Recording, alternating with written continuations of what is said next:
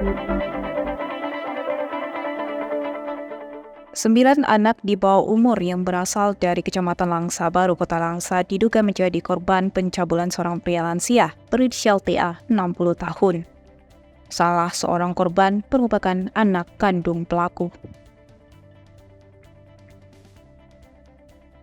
Kepala Unit Pelayanan Teknis Daerah Pemberdayaan Perempuan dan Anak atau Unit PPA Kota Langsa, Putri Nahrisah menyebutkan pihaknya menerima laporan pada Senin 24 Juli lalu dari orang tua korban.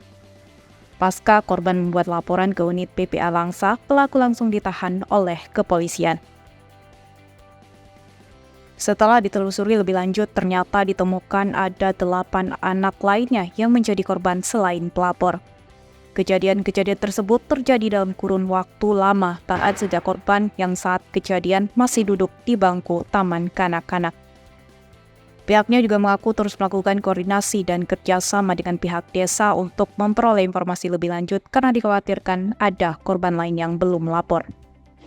Menurut keterangan yang diterima PPA Langsa, pelaku adalah seorang petani di desa tersebut yang tinggal bersama istri dan 4 orang anaknya.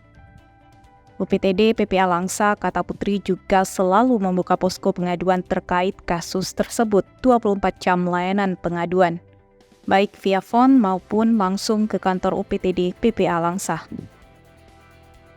Pihaknya juga mengimbau kepada para orang tua dimanapun untuk lebih peka dan meningkatkan komunikasi dengan anak, karena dari kasus-kasus seperti ini biasanya anak sudah mengadu kepada orang tua.